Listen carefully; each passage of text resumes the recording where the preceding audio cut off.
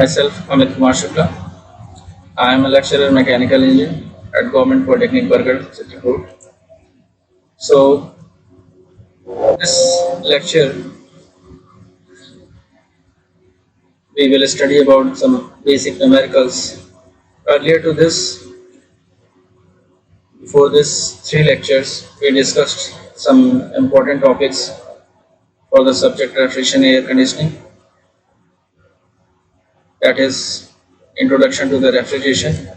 Air conditioning हमारी क्या होती है, ज़रूरत क्या है रेफ्रिजरेशन का, मीनिंग क्या होती है रेफ्रिजरेशन इफेक्ट की, यूनिट क्या होती है रेफ्रिजरेशन की, कोफिशिएंट ऑफ परफॉर्मेंस क्या होता है, कोफिशिएंट ऑफ परफॉर्मेंस और एफिशिएंसी कैसे एक दूसरे से अंतर रखते हैं।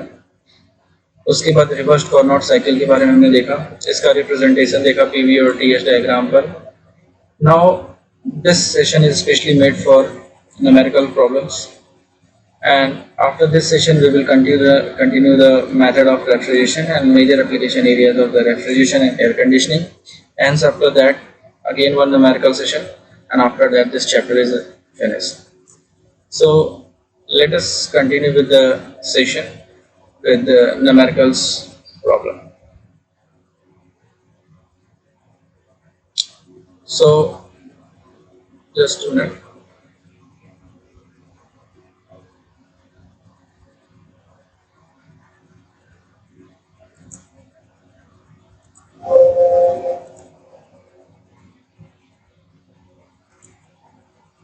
So this is our numerical session.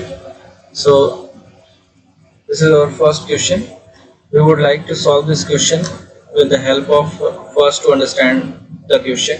पहले हम ये समझेंगे कि हमारा प्रश्न क्या है, क्या क्या इसमें इनपुट हमें दे रखा है और हमसे क्या चीज़ें मांगी गई हैं आउटपुट, और फिर इनपुट और आउटपुट को कोरिलेट करते हुए हम देखेंगे कि इसमें क्या प्रोसेस इन्वॉल्व हो सकते हैं। ठीक है, so first is we should read the paper question a very decent way, means trying to get the grasp of it. First, a cold storage एक है जो कि -5 डिग्री सेल्सियस पर चलाया जाता है, जबकि परिस्थान का तापमान मतलब जो आउटसाइड टेम्परेचर है वो 35 डिग्री सेल्सियस है। परिस्थान से कोल्ड स्टोरेज में हुआ उष्मा लीकेज, हीट लीकेज 29 किलोवाट है, आकलित किया गया। तो पहले ये देखेंगे कि उष्मा लीकेज क्या है। जैसे आप किसी रूम को ठंडा करना चाहते हो, किस भी आप एक बार ठंडा कर दिया तो आप छोड़ दो, वो तो ठंडा रहेगा नहीं, लेकिन उसमें हीट लीकेज होती रहती है। तो हीट मतलब उसमें आती है, तो उसी हीट को आप क्या करते हो, बाहर निकालते हो। तो जो हीट को बाहर निकालते हो वही हमारा रेफ्रिजरेशन इफेक्ट कहलाता है। तो यहाँ पर भी जो 29 किलोवाट है वो हमारा क्या है, रेफ्रिजरेशन इफेक्ट है। प्रशीतन संयंत्र का वास्तविक सीओपी समान तापमान सीमाओं में एक आदर्श प्रशीतन संयंत्र की सैद्धांतिक सीओपी की 1/3 है। मतलब जो हमारा एक्चुअल कोफिशिएंट ऑफ परफॉर्मेंस है वो थ्योरेटिकल कोफिशिएंट ऑफ परफॉर्मेंस का 1/3 है। तो पहले हम थ्योरेटिकल कोफिशिएंट ऑफ परफॉर्मेंस कैसे निकालते हैं, सीधा हमारा फॉर्मूला है, ये रेफ्रिजरेशन है।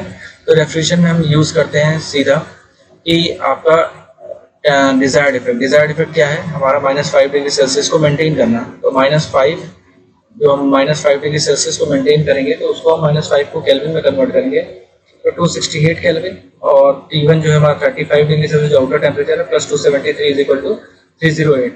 तो हमारा जो शुद्ध प्रशीतन प्रभाव दिया हुआ है 29 किलोवाट दिया है, तो हम थ्योरेटिकल सीओपी निकालेंगे, दैट इज 263 मतलब T2/T1 - T2। T2 is what, 268 divided by 308 - 268 = 6.7। सो इस तरह से हमने कैलकुलेट कर लिया थ्योरेटिकल सीओपी। एक्चुअल सीओपी क्या है, 1/3 ऑफ द थ्योरेटिकल सीओपी, तो 1/3 डिवाइडेड मल्टीप्लाइड में 6.7, देखिए हमारी एक्चुअल सीओपी आ गई। हमारे पास सीओपी दी हुई है, ठीक है, हमारे पास रेफ्रिजरेशन इफेक्ट दिया हुआ है, वर्क इनपुट पूछा है। तो इन तीनों में रिलेशनशिप हमारा क्या होता है, रिलेशनशिप हमारा ये होता है कि वास्तविक निष्पादन गुणांक या actual COP is equal to शुद्ध प्रशीतन प्रभाव, इसको बोलते हैं रेफ्रिजरेशन इफेक्ट, डिवाइडेड बाई कृत कार्य वर्क इनपुट। तो इन तीनों में ये रिलेशन होता है, ठीक है। तो COP is equal to refrigeration effect upon work input. तो work input is equal to what, शुद्ध प्रशीतन प्रभाव डिवाइडेड बाई वास्तविक निष्पादन गुणांक। तो W इज इक्वल टू 29/2.33, तो इससे हमारा 13 किलो जूल पर सेकंड आ गया। इसको अगर हम किलोवाट में कन्वर्ट करना चाहें तो सीधा हम इसे 13 किलोवाट बोल सकते हैं। इस तरह से हमारा सिंपल न्यूमेरिकल। अब आगे के न्यूमेरिकल्स को समझने के लिए एक मैं बेसिक कंसेप्ट बताना चाहूँगा कि आपका जो ये न्यूमेरिकल सेशन है मोस्टली समहाउ डिपेंड करता है कि आपके सीओपी पे, वर्क आउटपुट पे, ठीक है, रेफ्रिजरेशन इफेक्ट पे। तो हमने इससे पहले देखा था जिस समय हमने वो रेफ्रिजरेशन पढ़ाया था, ये आपका सॉरी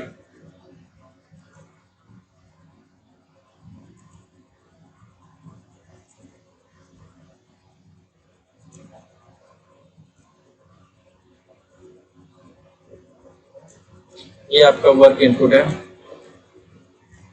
ठीक है, वर्क इनपुट है, और ये आपका लोअर टेम्परेचर है। यहाँ से हीट निकल रही है और यहाँ पर जा रही है।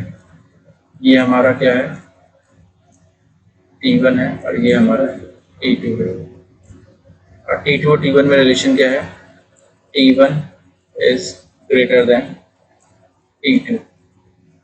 यहाँ पर ये क्या है, हमारा वर्क इनपुट है, ठीक है। सो हम इसमें अगर रेफ्रिजरेटर के केस में देखेंगे, रेफ्रिजरेटर केस में हमारा डिजायर इफेक्ट क्या होगा कि ये टेम्परेचर को मेंटेन करना है। तो हमेशा COP हम डिफाइन करेंगे is equal to refrigeration effect. तो मतलब यहाँ पर रेफ्रिजरेशन इफेक्ट मिलेगा, तो हम सीधा इसको for the ease of T2 divided by T1 minus T2, यही हमारा वर्क इनपुट होगा, ठीक है ना। और यही अगर हमारा हीट पंप हो जाए, अगर ये हमारा पंप हो जाए हीट पंप, तो क्या होगा, ये हमारा टेम्परेचर को मेंटेन रखना होगा, ठीक है ना। हम चाहेंगे कि गाड़ी का टेम्परेचर सर्दियों में ब्लोअर के हेल्प से हम टेम्परेचर गाड़ी का ज़्यादा रखें। तो हमारा मोटो क्या है कि अंदर का टेम्परेचर ज़्यादा रहे, तो दैट इज T1। हमें T1 को मेंटेन करना है, ठीक। T1 को अगर मेंटेन करना है तो कभी भी लो टेम्परेचर से हाई टेम्परेचर की तरफ हीट नहीं फ्लो करती है, हाई टू लो फ्लो करती है। तो हम लो टू हाई फ्लो कराने के लिए हम क्या करेंगे, वर्क इनपुट देंगे।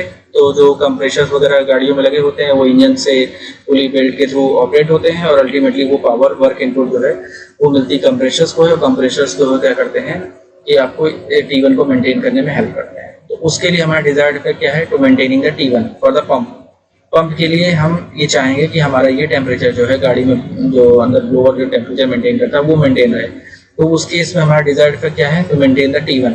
तो ये तो रेफ्रिजरेटर के लिए हो गया, ठीक है ना, ये रेफ्रिजरेटर के लिए हो गया, ठीक। दूसरा हम निकालेंगे हीट पंप के लिए, तो वो क्या हो जाएगा, T1 upon T1 minus T2, T1 divided by T1 minus T2, ये हो गया, ठीक है ना। ये किसके लिए हो गया, ये हीट पंप के लिए हो गया, ठीक, हीट पंप के लिए हो गया, ठीक। थर्ड हमारा है एफिशिएंसी। ये दोनों तो रिवर्स कार्नोट साइकिल पे हैं, काम करेंगे, ठीक है ना।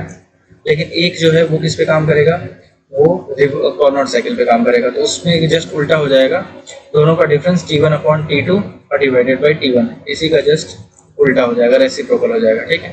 तो उस तरह से हम इसको निकालेंगे।